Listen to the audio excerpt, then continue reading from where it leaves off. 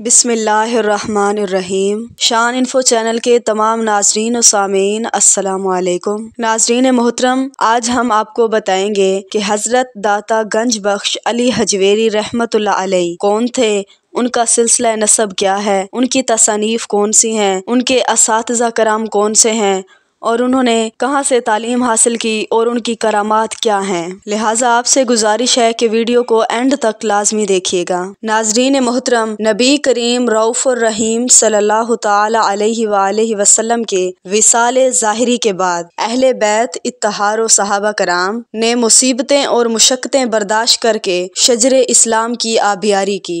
حضرت صحابہ کرام علیہم الرضوان کے بعد ان کی اتباع میں تابعین، تبع تابعین اور جملہ بزرگان دین بھی دین متین کی خدمت کے اہم فریضے کو حسن و خوبی کے ساتھ ادا کرتے رہے۔ بالخصوص پاک و ہند میں تبلیغ قرآن و سنت کے لیے جن اولیاء کرام نے نمایاں کردار ادا کیا، ان میں سلطان الاولیاء مبلغ الاسلام حضرت داتا گنج بخش سید ابو الحسن علی بن عثمان حسنی جلابی حجویری جنیدی رحمۃ اللہ تعالی علیہ سر فہرست ہیں۔ آپ رحمۃ اللہ علیہ بر صغیر پاک و ہند کے اولین مبلغین اسلام میں سے وہ عظیم شخصیت ہیں جنہوں نے اللہ عز و جل کی کرم نوازیوں اور سرکار صلی اللہ تعالی علیہ وآلہ وسلم کی عنایتوں سے ہند میں اسلام کا پرچم لہرایا، اسے نور اسلام سے منور فرمایا، جہالت و گمراہی میں ڈوبے ہوئے لوگوں کو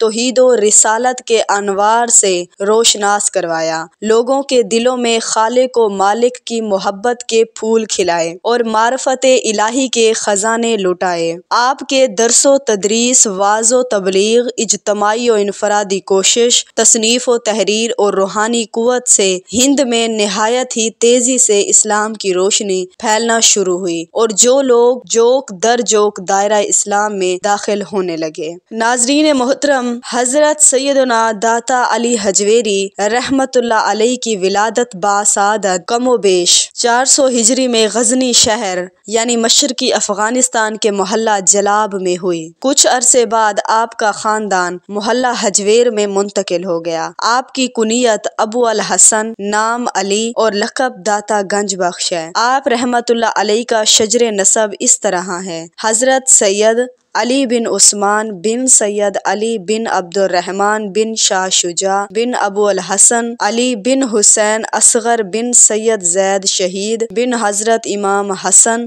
بن علی کرم اللہ تعالی وجہ الکریم ہے۔ جس دور میں حضرت سیدنا داتا علی حجویری رحمۃ اللہ علیہ پیدا ہوئے، اس وقت کئی عالم فاضل اور اہل دانش غزنی میں رہتے تھے۔ گویا غزنی کی فضا میں ہر طرف علم و فکر اور معرفت کا چرچا تھا۔ 4 سال سے زائد عمر میں آپ نے حروف شناسی کے بعد قرآن مجید پڑھنا شروع کیا اور تھوڑے ہی عرصے میں قرآنی تعلیم مکمل کر لی۔ اس کے بعد رفتہ رفتہ وقت کے مشہور علماء سے عربی، فارسی، حدیث، فقہ، تفسیر، منطق، فلسفہ اور دیگر علوم و فنون حاصل کیے۔ ناظرین محترم، جن اساتذہ سے حضرت داتا گنج بخش علی حجویری رحمۃ اللہ علیہ نے ظاہری و باطنی علوم حاصل کیے، ان میں حضرت ابو العباس احمد بن محمد اشکانی، حضرت ابو القاسم علی بن عبداللہ گرگانی، حضرت ابو العباس احمد بن قصاب عاملی، حضرت ابو عبداللہ محمد بن علی داستانی بسطامی، حضرت ابو سعید فضل اللہ بن محمد موہینی، حضرت ابو احمد مظفر بن احمد اور حضرت ابو القاسم عبد الکریم بن حوازن کشیری رحمۃ اللہ علیہ کے نام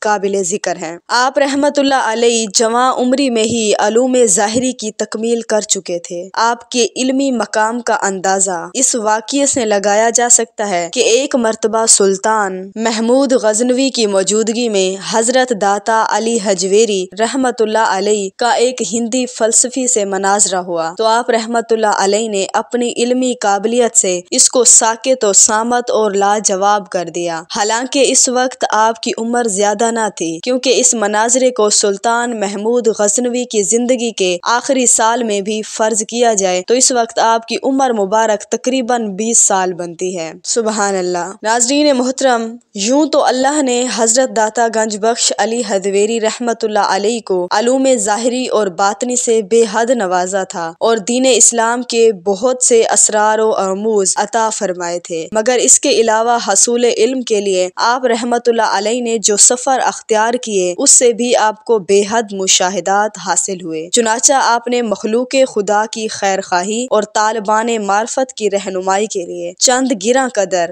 یعنی قیمتی کتابیں تصنیف فرمائی۔ سب سے پہلی کتاب جو آپ رحمۃ اللہ علیہ نے 12 سال کی عمر میں لکھی اس کا نام دیوان شعر ہے۔ یہ دیوان صوفیانہ و عارفانہ اعشار پر مشتمل تھا، مگر افسوس کسی شخص نے ان سے امانتاً لیا اور خیانت کرتے ہوئے آپ کے نام کی جگہ اپنا نام لکھ کر وہ کتاب اپنی بنا لی۔ اس کے علاوہ بھی آپ رحمۃ اللہ علیہ نے کئی کتابیں لکھی، مثلاً منہاج الدین، بحر القلوب، کتاب فنا و بقا، کشف الاسرار اور کشف المحبوب وغیرہ، مگر افسوس آپ کی کتابوں میں سے صرف کشف المحجوب ہی کو شہرت حاصل ہوئی، کیونکہ یہی ایک کتاب بآسانی دستیاب ہے۔ تصوف کے موضوع پر فارسی زبان میں لکھی گئی یہ کتاب ایک نادر خزانے کی حیثیت رکھتی ہے اور اپنی مثال آپ ہے۔ یہی وجہ ہے کہ اب تک اردو کے علاوہ کئی زبانوں میں اس کا ترجمہ کیا جا چکا ہے۔ اس کتاب کی ایک ایک بات اپنے اندر تصوف کے حقائق سموئے ہوئے ہے اور سالکین طریقت و طالبان راہ ہدایت کے لیے بہترین رہنما ہے۔ حضرت سیدنا نظام الدین اولیاء رحمۃ اللہ علیہ اس کتاب کی عظمت کے بارے میں فرماتے ہیں، اگر کسی کا پیر نہ ہو تو وہ اس کتاب کا مطالعہ کرے، اسے پیر کامل مل جائے گا۔ ناظرین محترم،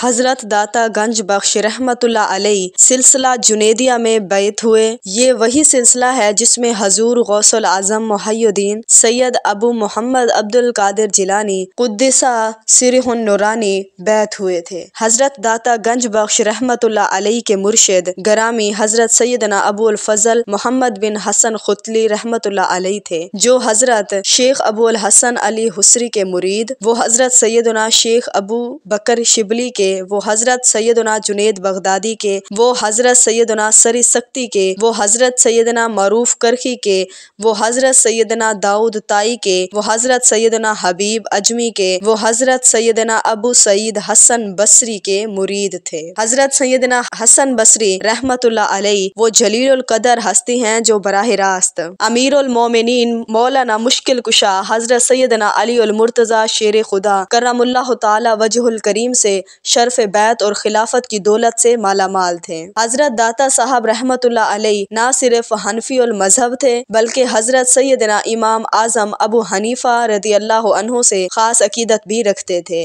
یہی وجہ ہے کہ انہوں نے اپنی مشہور زمانہ کتاب کشف المحجوب میں امام موصوف کا نامی اسم گرامی نہایت تعظیم کے ساتھ اس طرح تحریر فرمایا: امام اماماؤ مقتدائی ثنیہ شرف فحقا علماء ابو حنیفہ نعمان بن ثابت الخراز رضی اللہ تعالی عنہ۔ حضرت داتا گنج بخش رحمۃ اللہ علیہ کی امام اعظم رضی اللہ تعالی عنہ سے محبت و عقیدت کا اندازہ اس بات سے بھی لگایا جا سکتا ہے کہ آپ رحمۃ اللہ علیہ فرماتے ہیں، میں ایک روز سفر کرتا ہوا ملک شام میں مؤذن رسول حضرت سیدنا بلال رضی اللہ تعالی عنہ کے روضے پر حاضر ہوا۔ وہاں میری آنکھ لگ گئی اور میں نے اپنے آپ کو مکہ معظمہ پایا۔ کیا دیکھتا ہوں کہ سرکار دو عالم صلی اللہ تعالی علیہ وآلہ وسلم قبیلہ بنی شیبہ کے دروازے پر موجود ہے اور ایک عمر رسیدہ شخص کو کسی چھوٹے بچے کی طرح اٹھائے ہوئے ہیں۔